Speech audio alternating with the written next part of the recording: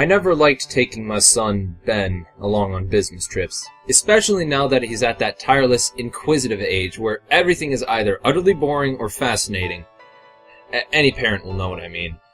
But Ben's father, who's a handyman, was working long hours all weekend, and the regional office had a crochet I could use, so I decided to turn the trip into a weekend break. The hotel in Atlanta, Georgia was pretty, but well past its best. The sort of place with lots of empty rooms. Cheap, in other words, which was everything to me.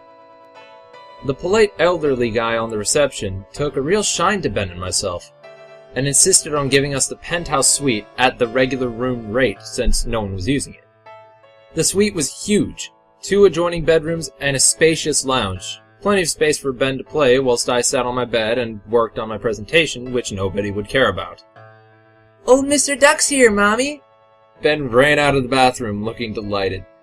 I barely looked up from my ancient laptop, plugged in as the battery went 3 years previously.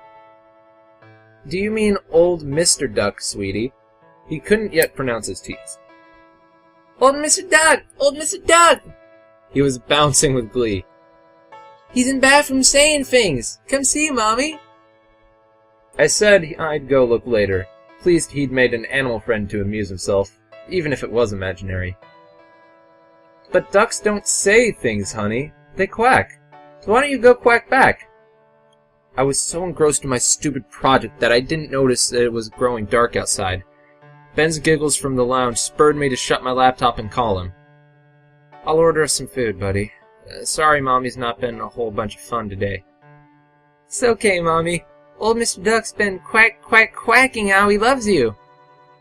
This made me smile, though I wondered what had brought a duck to Ben's mind, as we were about as far from any pond as possible. That night, Ben insisted he'd be allowed to sleep alone in the other bedroom. I agreed, as he'd been so well behaved all evening. I heard him whispering softly until late, and figured he was excited about being away from home and making a new make-believe friend. I imagined hearing faint, raspy quacks echoing as I drifted off to sleep, and heard tiny duck footsteps somewhere above me. The next morning, I found Ben curled up under his bed in a grumpy mood. "What's the matter, sweetheart? Doesn't old Mr. Duck want to play today?" "Old Mr. Duck left me alone last night. He liked seeing you sleep more than me." I felt an icy draft tingle the goose flesh on the back of my neck, and looked up to see that the ancient ventilation shaft above the head of Ben's bed was missing its grill cover, which I was sure hadn't been the case the previous evening. I rushed back into my room to find an incidental setup above my own bed, as I stood still and peered into the black metal passageway, just big enough to fit a person.